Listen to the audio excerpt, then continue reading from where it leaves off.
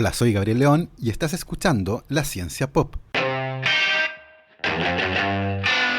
un podcast sobre historias de ciencia. La inflamación hepática o hepatitis es causada principalmente por infecciones virales, aunque el abuso del alcohol, las toxinas ambientales y las enfermedades autoinmunes también son causas importantes. En la década de 1940 quedó claro que hay dos tipos principales de hepatitis infecciosa. La primera, llamada hepatitis A, se transmite por agua o alimentos contaminados y generalmente tiene poco impacto a largo plazo en el paciente. El segundo tipo se transmite a través de la sangre y los fluidos corporales y representa una amenaza mucho más grave, ya que puede conducir a una condición crónica con el desarrollo de cirrosis y cáncer de hígado. La hepatitis transmitida por la sangre causa más de 1 millón de muertes al año en todo el mundo, lo que la convierte en un problema de salud pública de escala comparable con la infección por VIH y la tuberculosis. La historia de la identificación de los virus que causan la hepatitis, y particularmente la del virus que causa la hepatitis C, es una de las aventuras científicas más interesantes de los últimos 50 años, y esta semana, 3 de sus protagonistas recibieron el Premio Nobel de Fisiología o Medicina. Hoy, en La Ciencia Pop, revisaremos la historia tras la identificación de uno de los virus más elusivos de la historia. Y como siempre les recuerdo que si quieren apoyar a este proyecto, lo pueden hacer a través de mi página en Patreon. Para eso vayan a www.patreon.com/lascienciapop y ahí se pueden inscribir para hacer un aporte mensual a este podcast. Agradezco los aportes de Sebastián Toledo, Alberto Montt y Laura, Claudia D'Alenson, Diego Molina, Macarena Vergara, Pedro Maldonado, Hernán y Lucas Castillo, Chuchurex, Miriam Morales, Ana Lucía Luna, Cristian Subiabre, Fernanda Aguirre, Romina Mattioni, Patricio Marileo, Simón Castillo Riedemann, Diego Socias, Luciano Cisterna, Ricardo Yáñez, Fernando Montenegro, Matías van der Straten, Sergio Espinosa, Carlos Zamora Mansur y Francisco Soto. Muchísimas gracias a todos.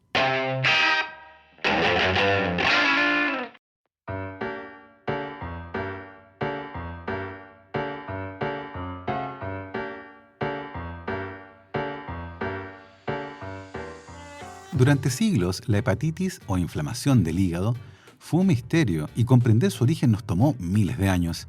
Si bien una hepatitis puede tener un origen no relacionado con infecciones, como el consumo de alcohol o ciertas toxinas, la comprensión de las hepatitis infecciosas fue un acertijo que solo recientemente logramos resolver. La primera descripción formal de la hepatitis es encontrada en las tablas de arcilla escritas en cuneiforme en el milenio 3 antes de la era moderna, cuando en un texto de medicina se describe a personas con ictericia, una coloración amarillenta de la piel que da cuenta del mal funcionamiento del hígado.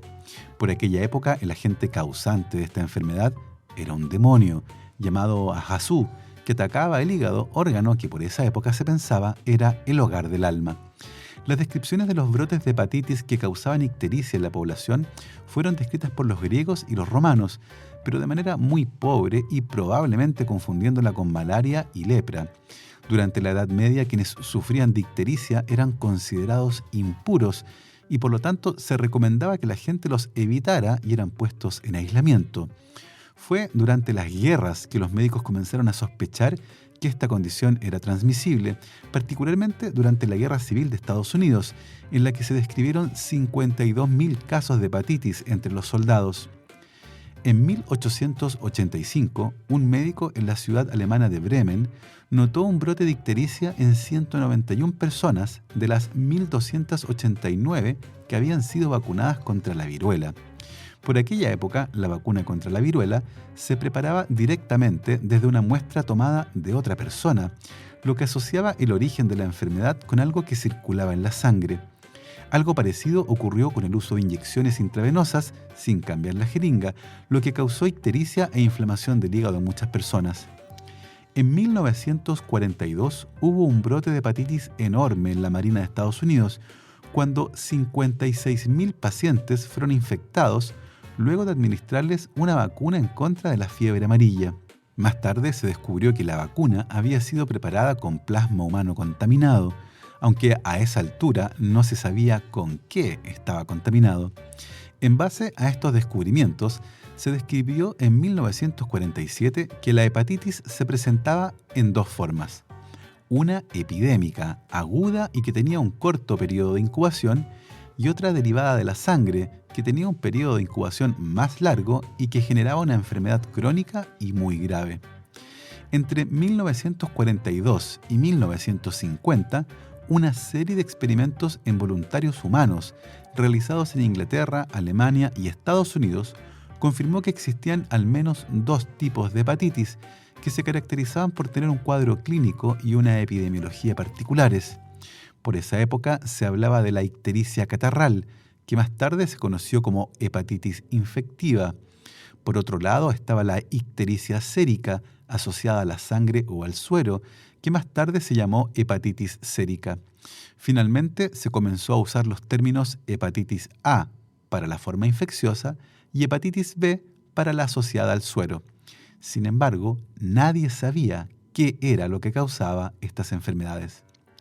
Uno de los experimentos fundamentales en esa etapa fue el que realizó el médico Saul Krugman entre 1964 y 1967 en el colegio Willowbrook para niños con trastornos del desarrollo intelectual en el estado de Nueva York, en Estados Unidos. En ese colegio, la hepatitis era una enfermedad endémica y al poco tiempo de ingresar, todos los estudiantes se contagiaban de una de las dos formas de hepatitis. Uno de los experimentos que resultó fundamentales para entender bien a esta enfermedad consistió en hacer que los niños que venían recién llegando al colegio bebieran un milkshake que estaba contaminado intencionalmente con heces de otros niños que estaban enfermos de hepatitis. Literalmente les dieron a beber caca humana. Uno de los niños que estaba estudiando Krugman había sido contagiado con las dos formas de hepatitis y desde ese niño, conocido con las iniciales MS, se aislaron las dos cepas del virus. Una fue llamada MS1 y la otra MS2, y también fueron conocidos como virus de la hepatitis A y virus de la hepatitis B, respectivamente. Sin embargo, en este punto no se había aislado al virus. Los médicos y virólogos solo podían estudiar los efectos de estos virus, cuya presencia había sido hipotetizada en base a los estudios epidemiológicos y al hecho de que las bacterias habían sido excluidas de la ecuación. Krugman además dio un paso gigante en el desarrollo de una vacuna contra la hepatitis B cuando, por casualidad, estaba intentando demostrar la estabilidad de ese virus. Para esto, tomaba el suero de personas infectadas, lo hervía por 1 minuto y lo inyectaba en varios pacientes para determinar su infectividad residual. Para sorpresa de Krugman, ninguno de los voluntarios se enfermó y decidió entonces inocularlos con el suero sin diluir y sin hervir. Nuevamente se sorprendió cuando ninguno de los voluntarios desarrolló la enfermedad. Sin embargo, en otro estudio con voluntarios, varios resultaron muertos y esto puso en tela de juicio ese tipo de experimentos, los que fueron suspendidos. Hasta el día de hoy se discute la pertinencia de este tipo de experimentos, que contaron con un consentimiento informado, pero que no describía con detalles el tipo de experimento que se hacía con los niños. Aún así, no son pocos los médicos que creen que por aquella época el experimento cumplió con lo que se esperaba de la ética médica y que, además, resultó fundamental para comprender mejor una enfermedad que durante siglos no pudimos entender. Una de las cosas más relevantes que estos estudios aportaron es el descubrimiento de que efectivamente las dos hepatitis, la A y la B, son causadas por agentes infecciosos diferentes y producen enfermedades con perfiles clínicos distintos y muy bien definidos. Los estudios con voluntarios fueron reemplazados con estudios en animales, que resultaron sumamente difíciles debido a que el virus no infectaba a muchos de los animales usados regularmente en investigación. Luego de muchos esfuerzos, fue posible transmitir el virus de la hepatitis A monos tití y el de la hepatitis B a chimpancés. En ambos casos se usaron las muestras MS1 y MS2, aisladas originalmente por Krugman en sus estudios con los niños del colegio Willowbrook. Todavía nadie había aislado o identificado esos virus, y el primer gran paso para esto ocurrió gracias a un golpe de suerte.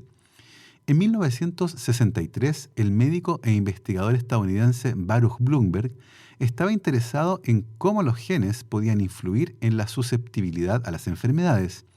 Para obtener datos sobre esto, viajó por el mundo recolectando y estudiando muestras de sangre de diferentes poblaciones. En 1965, estudiando reacciones inmunes en pacientes que reciben transfusiones de sangre, hizo un experimento en el que expuso el suero de un paciente que había recibido múltiples transfusiones de sangre con el suero de un aborigen australiano. Un anticuerpo en la sangre del paciente había reconocido a algo en la muestra del aborigen australiano. Bloomberg no tenía idea de lo que era ese algo, así que lo llamó el antígeno australiano.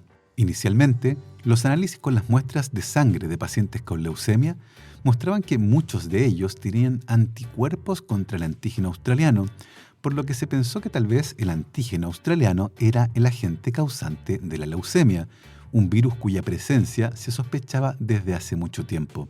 Para investigar más al respecto, se analizó a una población que tenía una gran incidencia de leucemia, las personas diagnosticadas con el síndrome de Down.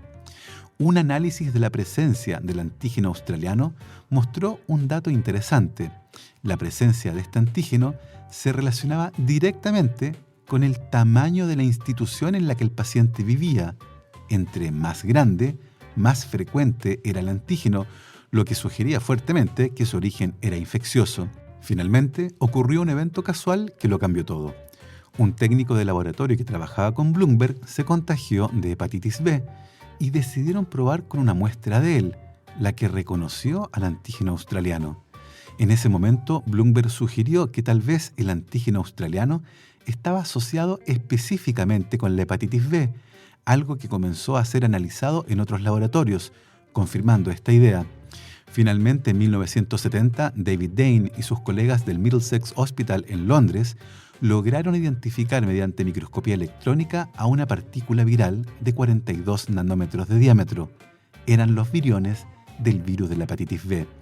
El antígeno australiano era una proteína de la superficie del virus y comenzó a ser llamado como antígeno de superficie de la hepatitis B. El antígeno australiano circula en la sangre de una persona previamente infectada no solo como parte del virus de la hepatitis B, sino también como una partícula pequeña e independiente. El descubrimiento del antígeno australiano tuvo un efecto importante en el estudio de la hepatitis B, en parte porque el virus de la hepatitis B no se puede cultivar en el laboratorio.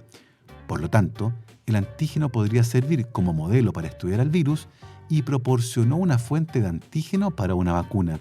De esta forma, una vacuna contra el virus de la hepatitis B fue elaborada a partir de grandes cantidades de suero de personas infectadas, desde donde el virus completo y el antígeno de superficie eran concentrados, y luego, tras un arduo proceso de purificación, cualquier partícula viral que pudiera estar todavía funcional era inactivada agregando formaldehído a la mezcla.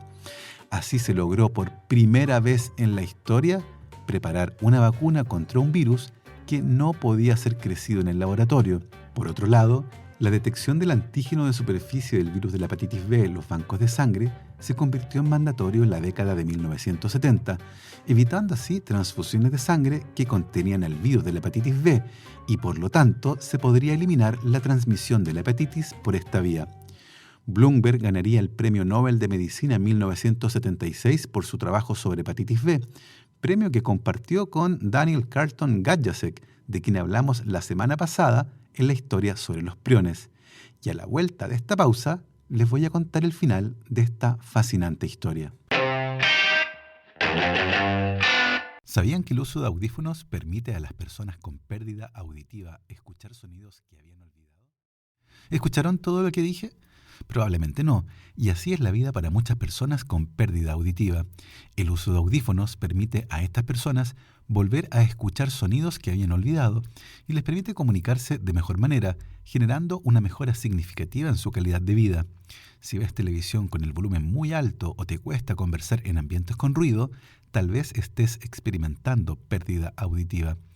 En Más Audio cuentan con la tecnología más avanzada y los más cómodos y modernos audífonos de origen alemán, con los mejores precios del mercado, tecnología de punta y un servicio de primer nivel. En Más Audio te pueden ayudar a ti o a un familiar a volver a escuchar sonidos que ya no escuchas. Para más información, visita la página www.masaudio.cl o escribe al correo quiero@masaudio.cl. También puedes visitar sus páginas en Facebook o su tienda online en tienda.masaudio.cl, y si mencionas a la Ciencia Pop, te darán un 5% de descuento en la compra de audífonos. No te lo pierdas.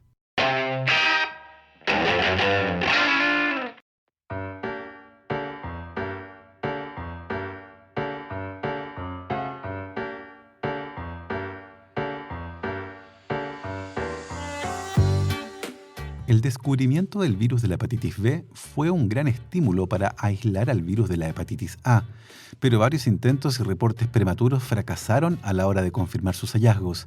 Era tal la desazón que cuando el grupo que finalmente descubrió el virus en los Institutos Nacionales de Salud de Estados Unidos lo comentó en una reunión privada, uno de los jefes dijo: «Bueno, veo que han identificado el virus de la hepatitis A, otra vez». Pero esta vez estaban en lo cierto. Mediante un laborioso método de microscopía electrónica y usando anticuerpos contra el virus, y luego de semanas de paciente búsqueda, el virus fue finalmente identificado en muestras de heces humanas obtenidas de voluntarios infectados con hepatitis A en el Centro Correccional Joliet en Illinois, Estados Unidos. Esos voluntarios habían sido inoculados con la cepa MS1 de la hepatitis A, la misma obtenida años antes por Krugman en sus investigaciones con los niños del colegio Willowbrook. El virus pudo ser crecido en cultivo celular y el desarrollo de una vacuna fue relativamente sencillo. A esta altura, a fines de la década de 1970, estaba claro que había dos formas de hepatitis. Una se contagiaba por vía orofecal, en castellano sencillo, por comer caca, tenía un periodo de incubación corto y producía una enfermedad aguda, la hepatitis A. La otra se contagiaba por la sangre o contacto sexual, tenía un periodo de incubación largo y producía una enfermedad crónica, la hepatitis B. Esta última además era la responsable de transmitir la enfermedad en los pacientes que requerían transfusiones de sangre, y por lo tanto la implementación de la detección de este virus en la sangre de los bancos debió haber eliminado completamente la hepatitis post-transfusiones. Sin embargo, no fue así. Pronto se descubrió que la mayoría de los pacientes contagiados con hepatitis luego de una transfusión de sangre no mostraban ni el virus de la hepatitis B ni anticuerpos contra él. Al mismo tiempo, tanto la ruta de contagio como la epidemiología sugerían que no podía tratarse de hepatitis A, algo que también se confirmó experimentalmente. De esta forma, se concluyó que estos pacientes tenían un tipo de hepatitis que no era ni A ni B, por lo que quedó claro que existía al menos un tercer virus de la hepatitis, el que fue llamado sencillamente como virus de la hepatitis no A no B. El 4 de marzo de 1978, la revista The Lancet publicó los resultados del grupo de Harvey Alter, un médico que trabajaba en los Institutos Nacionales de Salud de Estados Unidos y que se había formado con Baruch Blumberg, trabajando con el antígeno australiano. El artículo publicado por Alter mostraba evidencia concluyente de que la enfermedad y el virus existían, al transmitir la hepatitis no A no B desde seres humanos a chimpancés. Fue así como se demostró formalmente que esta era una nueva enfermedad, y el éxito obtenido a fines de la década de 1970 en la identificación de los virus de la hepatitis A y B sugería que la detección de este tercer virus sería sencilla. Sin embargo, no fue así. Si bien varios grupos consiguieron transmitir la enfermedad a chimpancés y se determinó mediante técnicas de filtración que el virus tenía entre 45 y 60 nanómetros de diámetro, nunca se logró detectar el virus en la sangre mediante microscopía electrónica o crecerlo en el laboratorio.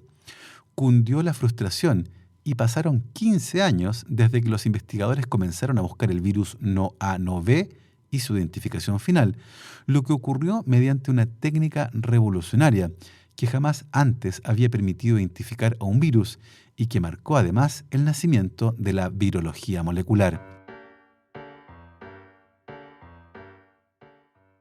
El 21 de abril de 1989, la revista Science publicó un artículo que describía el trabajo de un grupo de biólogos moleculares que trabajaban en la empresa Chiron Corporation.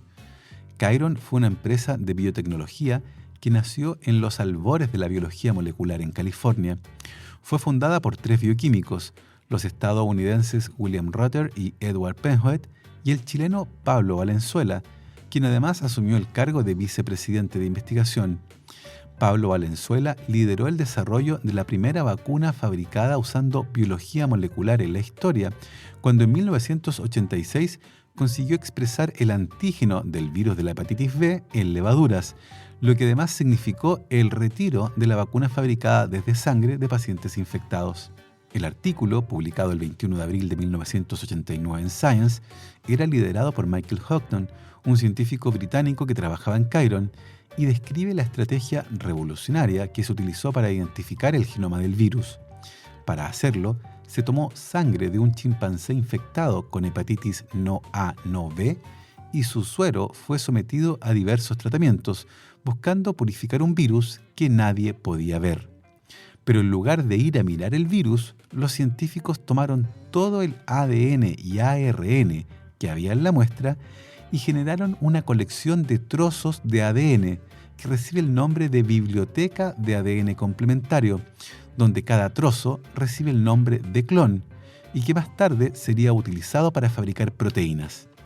Si el genoma del virus estaba presente, de esa colección de clones se obtendrían proteínas derivadas del virus, y si se agregaba un anticuerpo obtenido de pacientes infectados con la hepatitis no A no B, ese anticuerpo reconocería a las proteínas virales y los investigadores solo tendrían que volver sobre sus pasos para identificar el clon que dio origen a la señal positiva y secuenciarlo.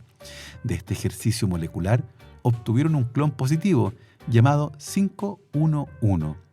El clon 511 contenía al genoma del virus que Houghton y sus colaboradores bautizaron como virus de la hepatitis C. Sin embargo, este logro monumental, que cambió la forma de identificar virus desconocidos, fue seguida de un problema enorme. Era imposible crecer el virus en el laboratorio y tampoco era posible infectar usando el material genético del virus. En 1996, el doctor en bioquímica Charles Rice y su grupo de virología molecular en la Universidad de San Luis, en Estados Unidos, hicieron un descubrimiento que cambió nuevamente el curso de la investigación sobre el virus de la hepatitis C. Luego de un cuidadoso análisis molecular, Rice y su grupo descubrieron que la secuencia del virus originalmente publicada y con la que todo el mundo estaba trabajando no estaba completa. A la secuencia del genoma del virus le faltaba un fragmento muy pequeño en uno de sus extremos, una zona que además tenía una compleja estructura tridimensional, y sin saberlo, los científicos durante muchos años, al no incluir esa secuencia, habían generado un genoma viral incapaz de copiarse a sí mismo. Jamás iban a conseguir que el virus se ensamblara y produjera una infección.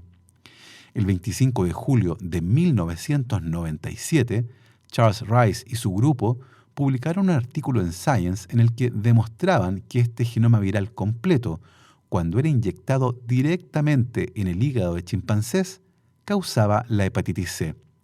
A esa altura, se estimaba que cerca del 1% de la población mundial estaba infectada de manera crónica con este virus. Los virus de la hepatitis B y C son la principal causa de cirrosis hepática y del carcinoma hepatocelular, la forma más común de cáncer de hígado. Sin embargo, si bien se consiguió generar una vacuna contra el virus de la hepatitis B en 1982, una contra la hepatitis C, también transmitida por la sangre, igualmente común y con frecuencia crónica, ha resultado mucho más esquiva. Y la verdad es que las perspectivas de una vacuna contra el virus de la hepatitis C no son muy alentadoras. A pesar de que este virus está distantemente relacionado con el virus de la fiebre amarilla, para el que existe una vacuna, el virus de la hepatitis C comparte con el virus de la inmunodeficiencia humana una heterogeneidad genética extrema, incluyendo regiones hipervariables de su genoma. Así, los pacientes infectados tienden a convivir con una mezcla de genomas que además suelen variar de paciente a paciente y en los mismos pacientes con el tiempo. Así, la propensión de este virus a mutar complica el desarrollo de una vacuna.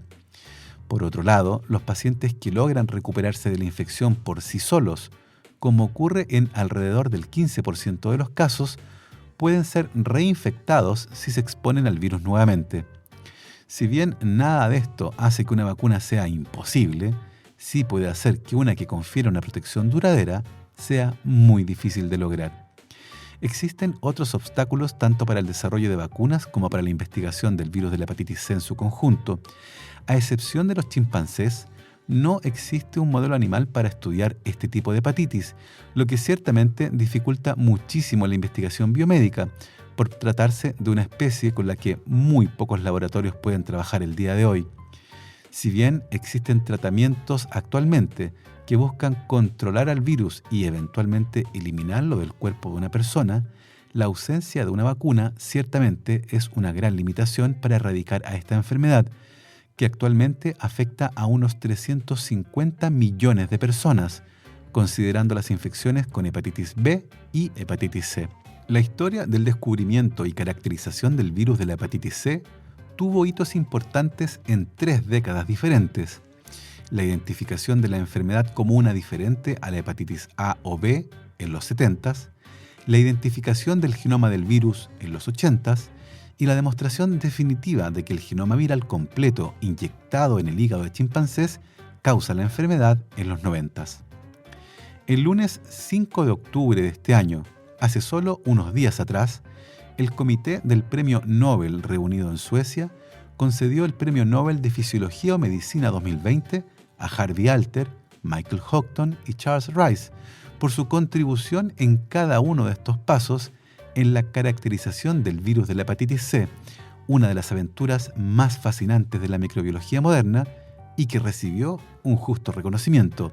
Así que ya lo saben, esta es parte de la historia detrás de los ganadores del Premio Nobel de Medicina de este año. Una historia fascinante que muestra cómo el ingenio, la casualidad y el trabajo arduo pueden incluso permitir identificar a un virus que hace todo lo posible por no ser identificado. Bueno, hasta aquí llega nuestra historia de esta semana. Espero que la hayan disfrutado.